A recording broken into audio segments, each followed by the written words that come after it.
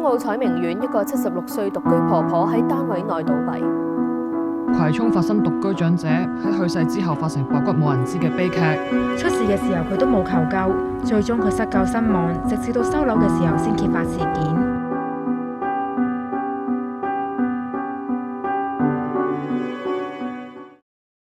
各位好，我哋係嚟自聖嘉勒女書院嘅 Aqua Guardian 團隊。我係 Chloe，我係 Audrey，我係 Blaylin。大家記唔記得偶然喺新聞見到有長者喺屋企過咗身，但係過咗好耐之後先至俾人發現？每次見到呢啲新聞，我嘅心入邊都好唔舒服。點解晚年要咁孤獨？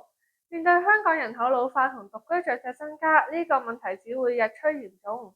有見及此，我哋發明咗 Aqua Guardian 去監測長者嘅用水行為，嚟推斷佢哋嘅活動能力同身體狀況。點解係用水？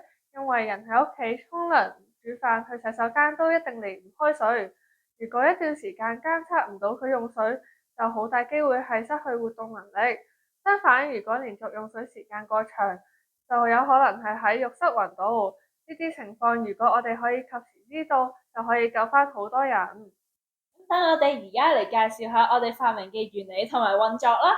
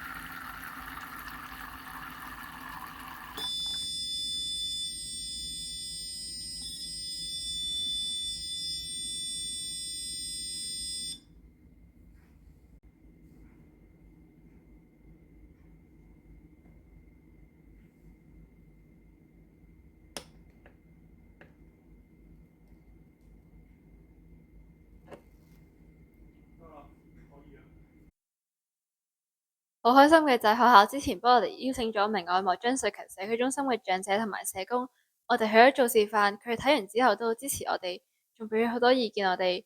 如果有機會嘅話，我哋都想應承翻佢哋參加我哋嘅先導計劃，等 A1 可以分析佢哋用水習慣。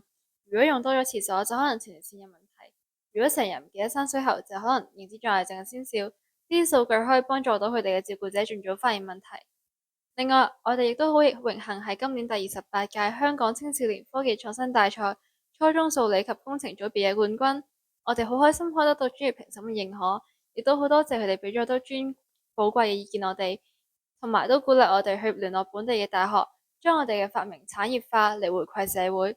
今時今日香港咁繁榮，都係全靠呢班老友記喺後生時嘅貢獻。而家到佢哋老咗，都好應該由我哋照顧翻佢哋。Aqua Guardian 唔單止係一個科技產品，仲係我哋對上一代人嘅一份心意。